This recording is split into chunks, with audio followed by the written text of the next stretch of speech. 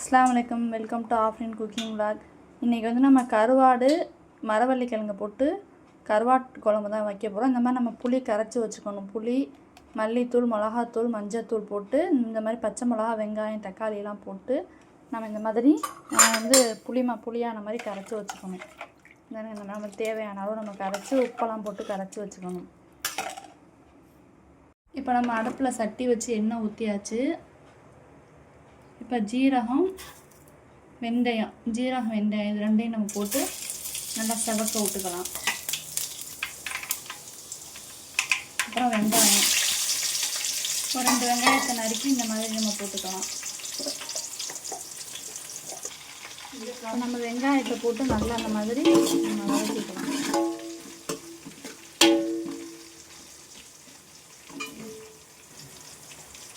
இப்போ நம்ம கருவாடை போட்டுக்கலாம். நம்மளுக்கு என்ன கருவாடு பிடிக்குமோ அந்த கருவாடை போட்டுக்கலாம். அதில் எண்ணெயிலே போட்டு நல்லா வதக்கிக்கலாம்.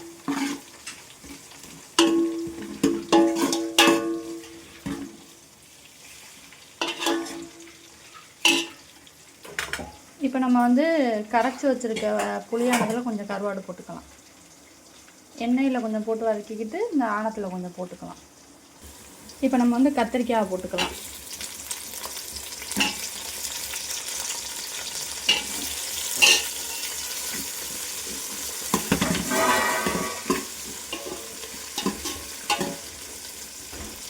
நல்லா எண்ணெயிலே கொஞ்சம் நம்ம வதக்கிக்கணும். கத்திரிக்காய், முருங்கைக்காய் போட்டுக்கலாம்.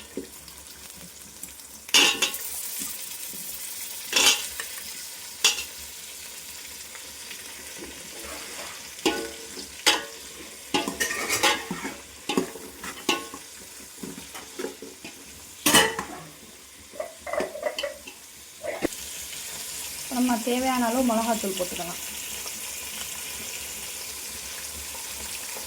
போட்டு நல்லா சுள்ள நம்ம கிண்டிக்கணும்.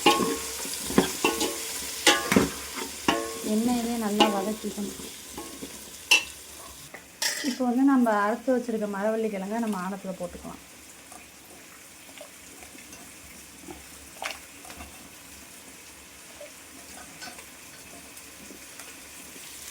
இப்போ நம்ம வந்து கரைச்சி வச்சுருக்க புளி கரைச்சி வந்து இதில் ஊற்றிக்கலாம்.